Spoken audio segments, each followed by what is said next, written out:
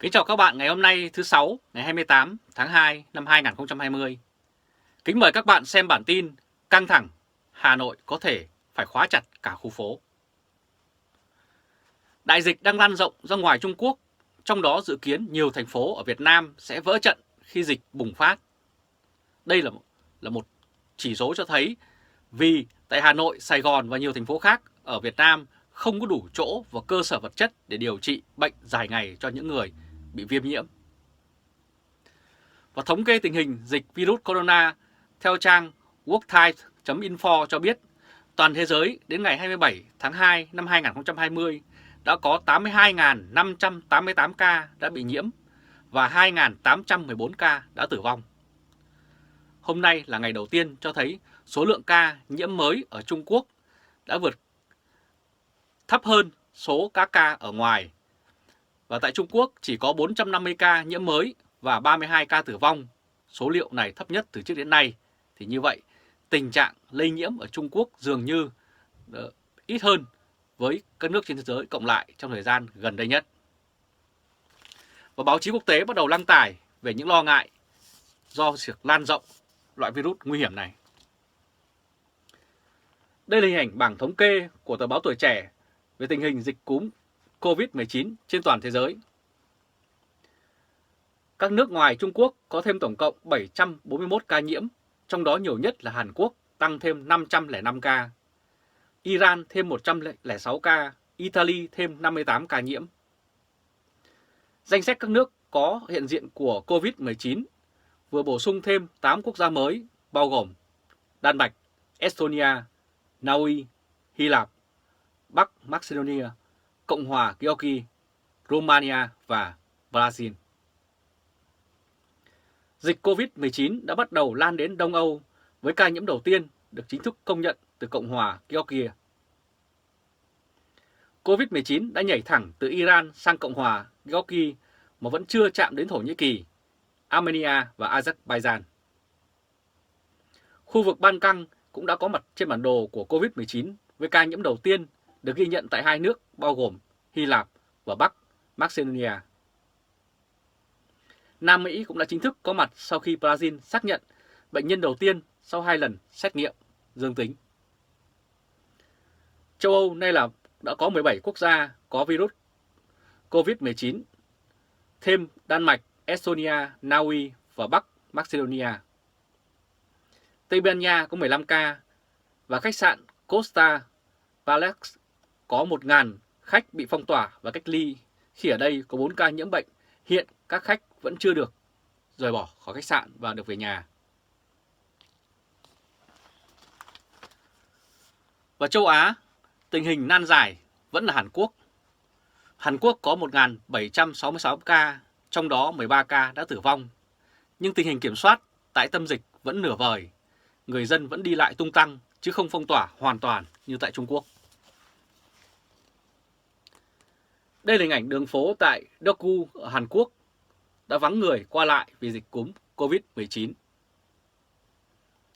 Hàn Quốc đã có tổng số người nhiễm lên đến 1.766 ca, với 13 ca tử vong, tăng thêm 171 ca so với sáng ngày hôm nay.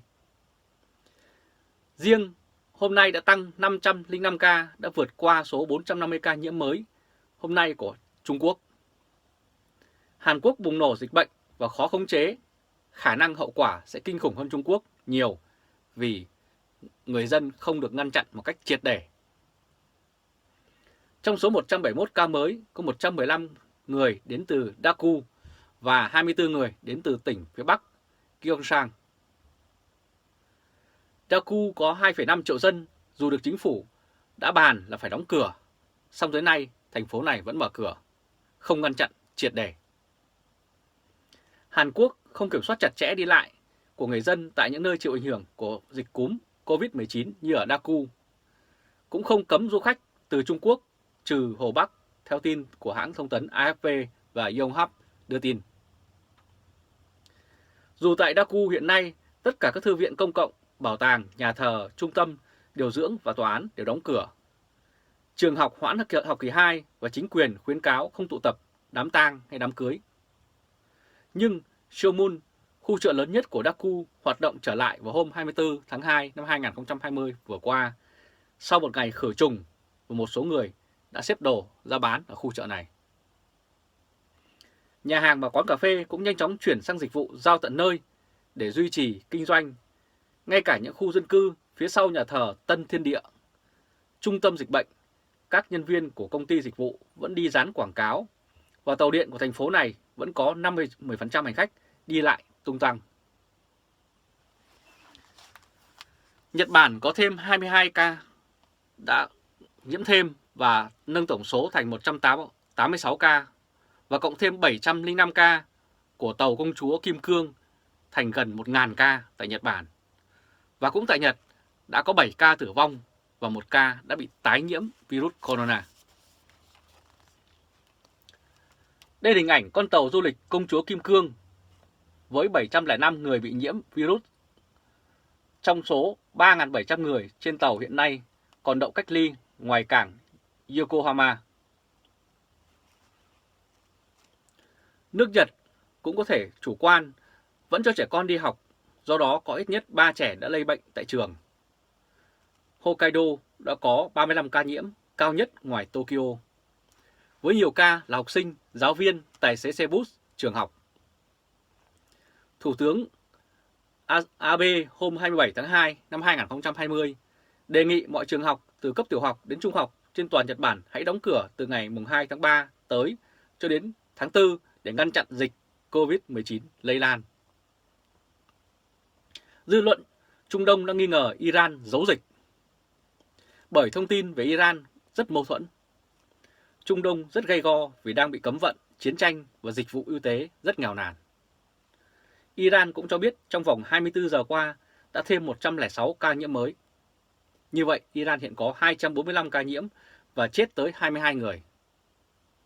Tỷ lệ tử vong từ COVID-19 ở Iran đã tăng vọt lên hơn 13%, cao hơn đáng kể so với bất cứ quốc gia nào khác trải qua sự bùng phát mầm bệnh này từ trước đến nay.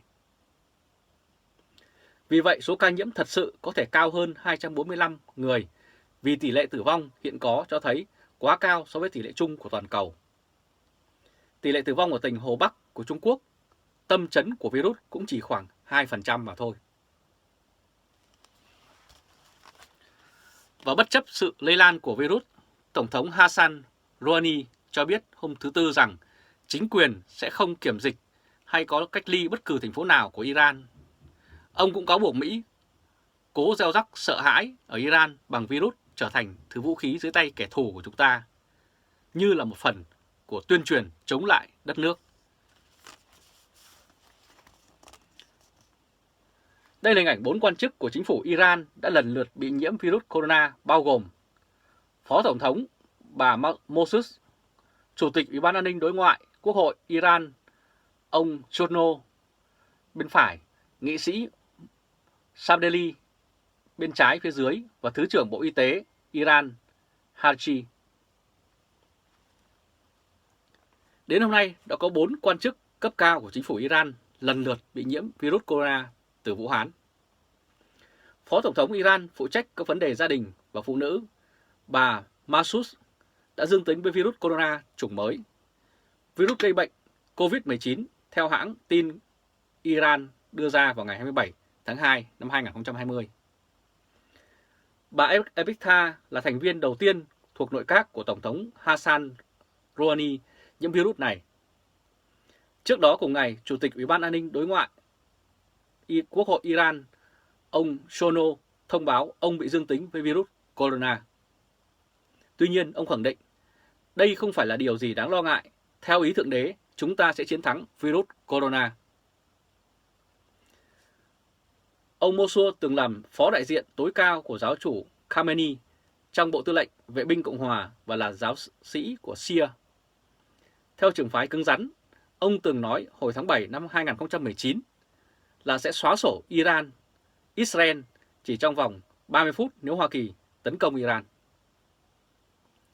Hai quan chức khác của Iran là nghị sĩ Mohammed và Thứ trưởng Bộ Y tế Iran Khalchi đã bị nhiễm virus trong 2 hôm liên tiếp. Hãng tin quốc gia Iran vào ngày 27 tháng 2 năm 2020 cũng đưa tin giáo sĩ Hadi đến từ Qom đã tử vong vì virus corona. Ông Khashoggi đã từng giữ chức đại sứ Iran tại Vatican sau cuộc cách mạng vào năm 1979. Và quyết định của Ả Rập Saudi cấm người hành hương đến các thánh địa Mecca và Medina để ngăn virus corona lan nhiễm đang gây chấn động thế giới Hồi giáo vì chưa từng có tiền lệ như vậy. Đây là hình ảnh thánh địa Mecca, nơi hàng triệu người Hồi giáo từ khắp nơi trên thế giới về hành hương mỗi năm. Saudi không muốn thành Iran thứ hai. Rút bài học từ những gì đã xảy ra ở Iran, quyết định của Saudi Arabia về việc tạm thời dừng các cuộc hành hương tôn giáo đã không gây ngạc nhiên. Các trường hợp nhiễm virus corona hiện đã xuất hiện ở nhiều quốc gia láng giềng của nước này như Oman, Kuwait, Bahrain và đều liên quan đến du khách từng đến Iran thăm viếng tôn giáo. Lệnh cấm được đưa ra khi chỉ còn chưa đầy 60 ngày nữa là bắt đầu tháng Ramadan linh thiêng của người Hồi giáo. Đây là khoảng thời gian bận rộn thứ hai trong năm mà khi đó hàng triệu tín đồ sẽ hành hương về Mecca, nơi sinh của nhà tiên tri. Chính quyền cũng đã quyết định không cho phép khách du lịch thuần túy, tức là những người không phải là hành hương tôn giáo, từ các quốc gia nơi virus corona đang lây lan đến nước này. Quyết định được đưa ra vào thời điểm chính phủ Saudi Arabia đã và đang nới lỏng quy định về thị thực để thu hút thêm du khách nhằm thúc đẩy ngành du lịch. Nước này đặt mục tiêu du lịch sẽ chiếm 10% GDP tổng thu nhập quốc dân vào năm 2030. Nền kinh tế của Saudi Arabia vốn đã chịu áp lực do dầu trượt giá vì nhu cầu giảm. Nước này là nhà nước cung cấp dầu hàng đầu cho Trung Quốc. Và quay trở lại tình hình chống dịch virus corona ở Việt Nam cho thấy báo chí trong nước nay đã đăng nhiều bài cảnh báo quá tải đối với khu vực cách ly chung ở Hà Nội, Khánh Hòa và Cao Bằng. Sau những cảnh báo vỡ trận của lãnh đạo thành phố Hồ Chí Minh thì có vẻ báo chí và các quan chức đã không còn e ngại nữa và họ đã đưa ra những câu cảnh báo vỡ trận ở Hà Nội hay các thành phố khác sẽ tương tự như thành phố Hồ Chí Minh và thậm chí có thể nguy hiểm hơn. Đây là hình ảnh Bí thư Thành ủy Hà Nội Vương Đình Huệ đứng giữa, Chủ tịch Ủy ban Nhân dân thành phố Nguyễn Đức Chung và Chủ tịch Hội đồng Nhân dân thành phố Nguyễn Thị Bích Ngọc bên trái làm việc với ngành y tế thủ đô. Hà Nội hiện có chưa tới 1.000 chỗ để cách ly tập trung, trong khi sẽ phải đón 5 chuyến bay từ Hàn Quốc trong tối ngày 26 tháng 2 năm 2020. Phó Chủ tịch Ủy ban Nhân dân thành phố Hà Nội Ngô Văn Quý đề nghị khảo sát trường lái xe sửa chữa, dọn vệ sinh để có nơi cách ly và tập trung số lượng tăng lên. Ông nói, đây là giải pháp cấp bách cần phải làm ngay. Nếu Chủ tịch cho phép thì ngày mai phải triển khai ngay, nếu không vài ba hôm nữa là hết chỗ. Lãnh đạo Sở Y tế và Bộ Tư lệnh Thủ đô đã có tờ trình gửi Ủy ban Nhân dân thành phố Hà Nội về phương án thành lập 2 bệnh viện dã chiến với khả năng tiếp nhận 3.000 bệnh nhân. Trước đó, vào hôm 24 tháng 2 năm 2020, ông Hoàng Xuân Ánh, Chủ tịch Ủy ban Nhân dân tỉnh Cao Bằng, nói tỉnh chỉ có khả năng tiếp nhận 1.500 công dân để cách ly trong 14 ngày. Hiện nay các điểm tập trung này đã chuẩn bị quá tải, và lượng khẩu trang cũng chỉ đủ dùng cho 20 ngày. Hôm 27 tháng 2 năm 2020, Bí thư Hà Nội Vương Đình Huệ cũng dự kiến việc cách ly có thể diễn ra cho cả một thành phố hoặc một khu phố. Ông nói, phải chuẩn bị sẵn sàng, nếu không sẽ trở tay không kịp. Như Vĩnh Phúc cách ly cả một xã rất tốt, nhưng đó là ở nông thôn, còn đô thị cách ly cả khu phố rất phức tạp. Song chúng ta vẫn phải tính đến tình huống này. Bởi thành phố có hơn 10 triệu dân, nếu thủ đô mà có dịch thì rất dễ lây lan, vì đây là cửa ngõ. Các bạn vừa xem chương trình truyền hình trực tiếp của Lê Trung Khoa Thời báo.de ngày hôm nay thứ Sáu ngày 28 tháng 2 năm 2020. Các bạn hãy chia sẻ video cho nhiều người biết và bấm nút bình luận cũng như theo dõi của Facebook và YouTube của Thời báo.de. Và chúng tôi sẽ tiếp tục cập nhật hàng ngày những bản tin mới nhất để phục vụ các bạn. Trung Khoa từ Berlin. Cộng hòa Liên bang Đức